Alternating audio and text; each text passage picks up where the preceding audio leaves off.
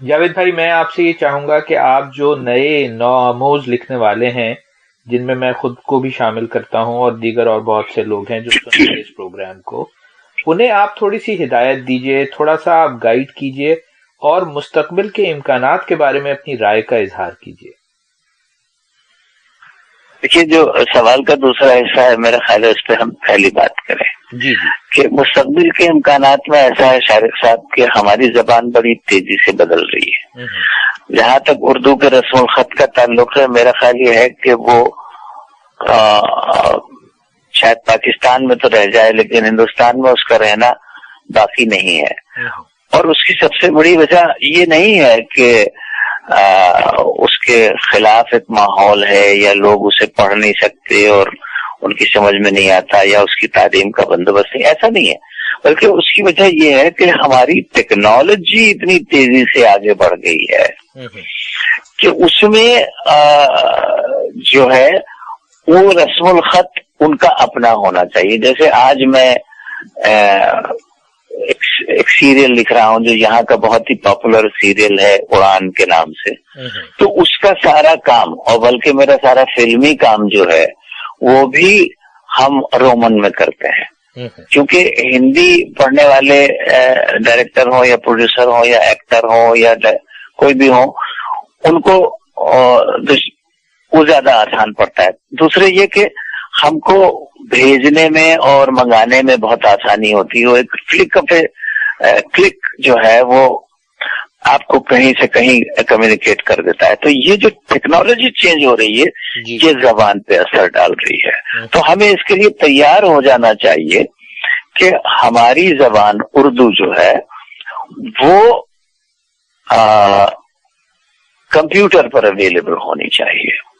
ہمارے پاس audio books جتنی زیادہ ہوں گی اتنا اچھا ہے، کیونکہ آج کے لوگوں کے پاس پڑھنے کا ٹائم نہیں ہے، ان کے پاس سننے کا ٹائم ہو سکتا ہے، کیونکہ گاڑی چلاتے وقت وہ سن سکتے ہیں، نہاتے وقت سن سکتے ہیں، کھانا کھاتے وقت سن سکتے ہیں، ایکسرسائز کرتے وقت سن سکتے ہیں، لیکن وہ جو ایک طریقہ ہوا کرتا تھا کہ آپ بیٹھیے اور ٹیبل لیمپ جلائیے اور ٹانگیں پھیلائیے اور ریلیکس کر کے کتاب اٹھائیے اور پھر اس کے چٹخارے دیجیے، وہ زمانہ ختم ہو چکا ہے۔ تو ہمیں اس کے لیے تیار ہو جانا چاہیے۔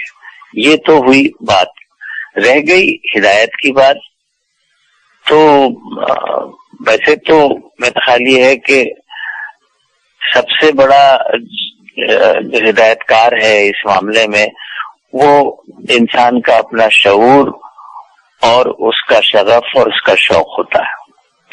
لیکن میں اتنا ضرور کہنا چاہوں گا نئے لکھنے والوں سے خاص طور سے کہ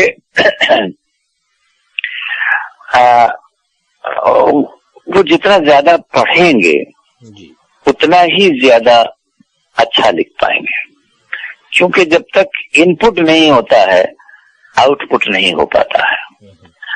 اور اردو زبان ہو یا کوئی بھی زبان ہو، ہمارے پاس ایسے خزانے ہیں اور اتنا بڑا خزانہ ہے کہ جس کی کوئی مثال مجھے تو نہیں ملتی، اور وہ کسی بھی دنیا کی زبان کے مقابلے میں پیش کیا جا سکتا ہے۔ تو اگر ہم ان سے واقف ہو جائیں تو ہم اس بات سے بھی واقف ہو سکیں گے کہ ہمارے اپنے اندر کہاں کمزوری ہے، ہم بہتر کیوں نہیں خود کو کر سکتے۔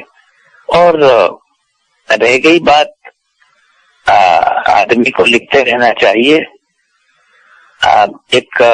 میں چلتے چلتے ایک بات سنا دوں کہ کیفی اعظمی صاحب جو میرے بہت مشفق اور عزیز بزرگ اور بہت قریبی ساتھی تھے، انہوں نے ایک قصہ مجھے سنایا تھا کہ جب وہ چھوٹے سے تھے تو وہ لکھنؤ کے بہت مشہور استاد حضرت شفیع لکھنوی کے پاس چلے گئے اور ان سے کہا کہ میں آپ کا شاگرد بننا چاہتا ہوں۔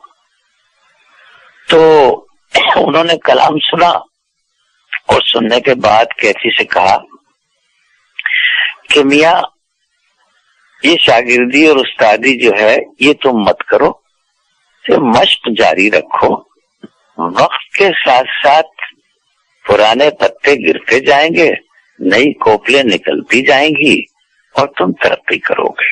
واہ. تو میں یہی کہوں گا کہ مشق جاری رکھیے.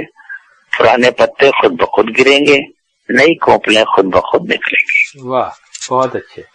جاوید بھائی، میں بہت شکر گزار ہوں ذاتی طور پر بھی اور ویلیو ورسٹی کی جانب سے بھی اور اپنے تمام سننے والوں کی جانب سے. مجھے یقین ہے کہ بہت دور تک ہماری یہ گفتگو جائے گی.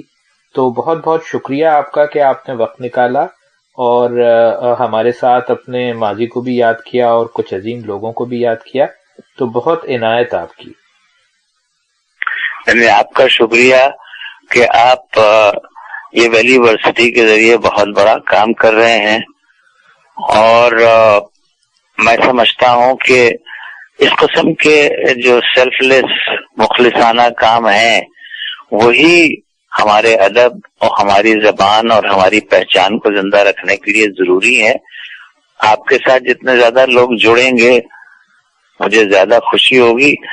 میں تو اس میں صرف اس کے سوا اور کیا کر سکتا ہوں کہ سننے والوں کو، آپ کو شکریہ کہوں اور دعا کروں کہ پھر انشاءاللہ ملاقات ہو.